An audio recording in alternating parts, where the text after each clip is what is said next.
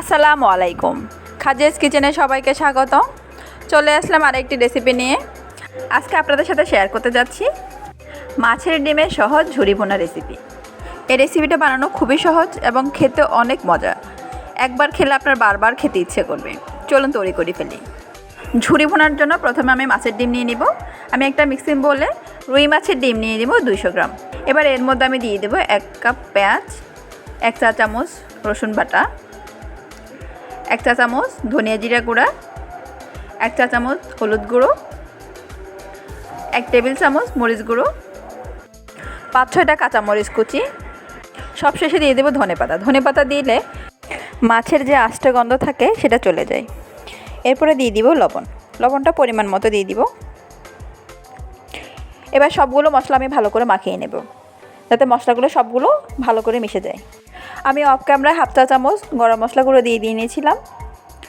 আমার মশলাগুলো মাখানো হয়ে গিয়েছে। এবার একটা পাই প্যানে পরিমাণ মতো তেল দিয়ে নেব। তেলটা গরম হয়ে গেলে আমি মাছের ডিমগুলো দিয়ে দিব।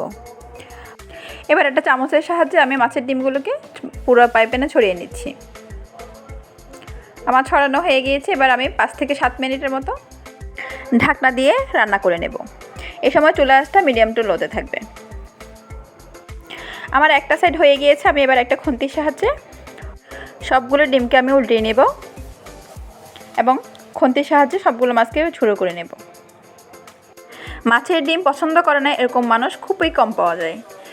বড় থেকে ছোট সবাই কিন্তু মাছের ডিমটা পছন্দ করে।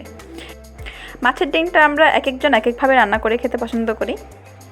আমার রেসিপিটা আপনারা একবার বানিয়ে দেখুন, সবাই আপনার প্রশংসা করবে। আমার ডিমগুলো হয়ে গিয়েছে। আমি এবার সার্ভ করে ফেলবো। আমার রেসিপিটা যদি আপনাদের ভালো লাগে থাকে একটা লাইক দিয়ে দিবেন, চ্যানেলটি সাবস্ক্রাইব করে দিবেন, বাসায় অবশ্যই ট্রাই করবেন এবং কেমন হয়েছে কমেন্ট বক্সে জানাবেন।